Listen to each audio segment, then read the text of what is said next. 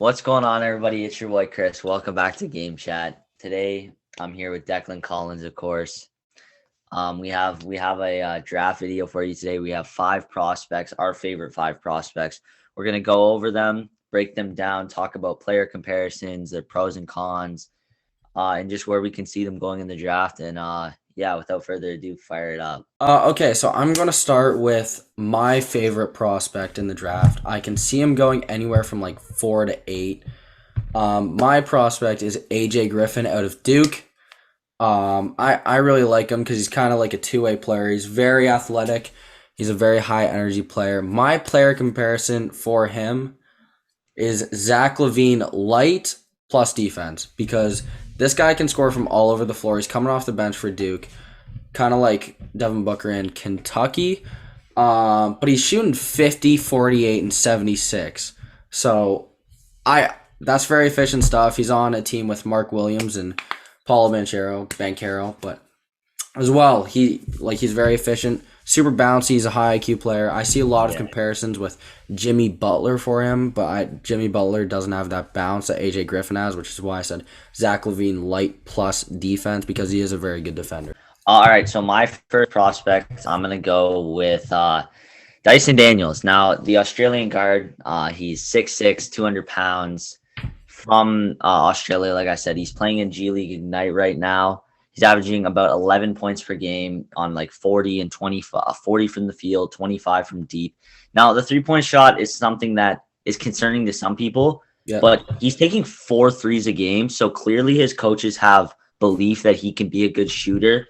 And he's a really interesting player. I think I could see him coming in his rookie season like a Josh Giddey or like Alonzo Ball, where Yeah. either he's going to come in, be a bit lost at first, and then figure it out towards the end like Alonzo did, or just Mhm. coming in, it's going to click instantly, Yeah. and he's just going to be a really good player that a lot of people see promise in. Yeah. He's 19, one of the youngest players in the draft. He looks taller than he's listed. I think he like watching the All-Star weekend, he looked like he was about the same height as Josh Giddey. So I'm gonna say he's Mhm. probably actually maybe 6'7". He is phenomenal in passing lanes. Like it is ridiculous how quick this kid moves. He's very smart with the ball, good ball handler. And he's very well rounded for his age, and he has potential to either be your starting point guard or even a ball handling wing for you. He's very engaged on defense, which a lot of guys at his age aren't, and he's just extremely fast with his hands and his reaction speed on defense. He needs to put on a bit of muscle though, and sometimes he can be too unselfish, if you know what I mean. Like Yeah.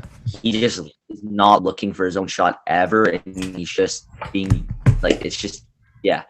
Um, he's not great at getting to the line and being aggressive with the ball in his hands, and he shows a bit of a lack to be a solid off-ball player unless he does improve that three-point shot. And that's why I'm going to compare him on offense to Lonzo Ball. It Mhm. took Lonzo a long time to figure out who Yeah. he was as a player, and I can see that happening with Dyson.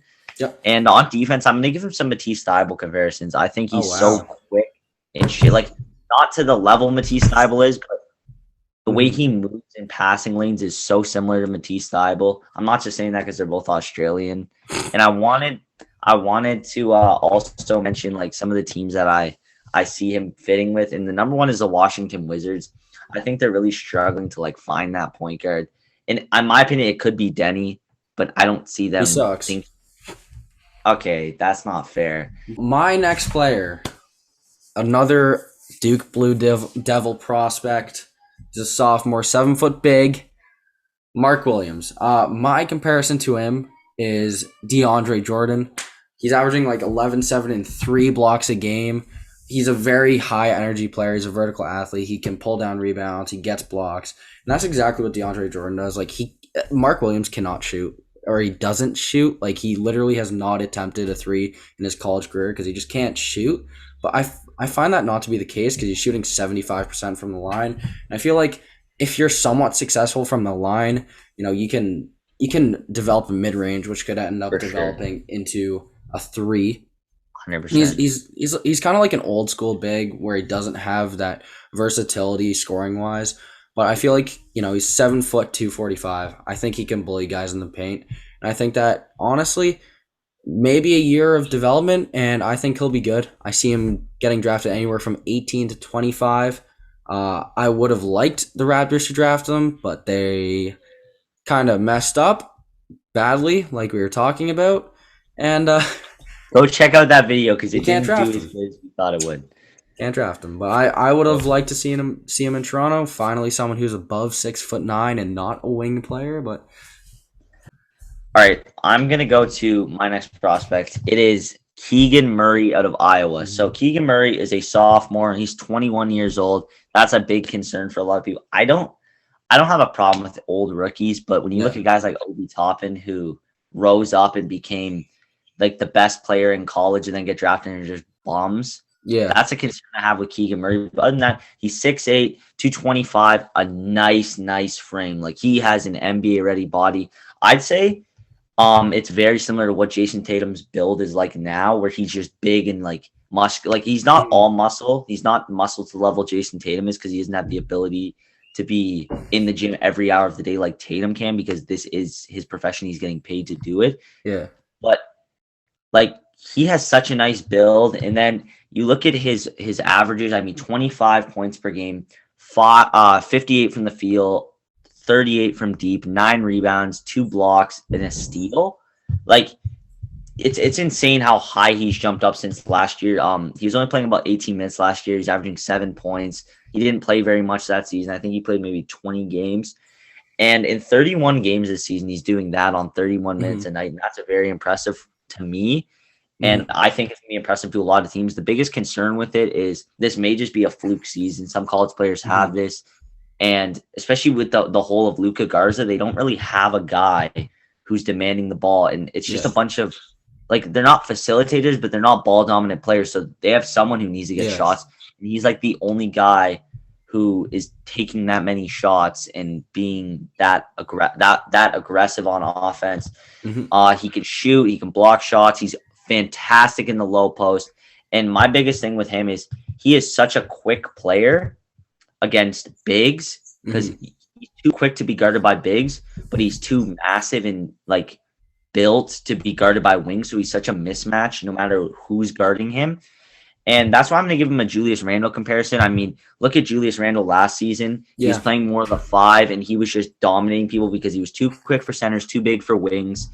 And now, like, I think small ball 5 is the ideal position for Keegan Murray to go in. Even a team like OKC take a chance on one of their picks and have him be a small ball 5 if they don't get a Chet or a Paulo or a Jabari Smith Jr. And I see him going from anywhere from 7 to 14, anywhere in that lottery range. I know he'll be a lottery player. I don't see him sliding. So our last prospect, this is someone who I've kind of grown off of, but he was one of my favorite prospects when I first started paying attention to mock drafts, maybe like a month and a bit, 2 months ago. This is Benedict Mathurin. I used to call him Mathurin, but it's Mathurin. He's a Canadian freshman, redshirt freshman out of Arizona. Wait, he's Canadian? Yeah. Oh, I didn't know that. Yeah, he's a Canadian red-shirted freshman out of Arizona. He's 6'7", 210. And I project him to be not much more than a 3-and-D player with some slashing potential. I have him, my comparison for him is current Andrew Wiggins. They have a very similar efficiency stat line. Benedict, he's shooting 47, 38, 75, and Wiggins is doing pretty close to the same, except he's shooting 62 from the line. But he's a really good transition scorer. Like he can catch lobs. Wait, you're saying all-star Andrew Wiggins? Current Andrew Wiggins, like literally current Andrew Wiggins. No, I'm making fun of him because he's been shit. Yeah.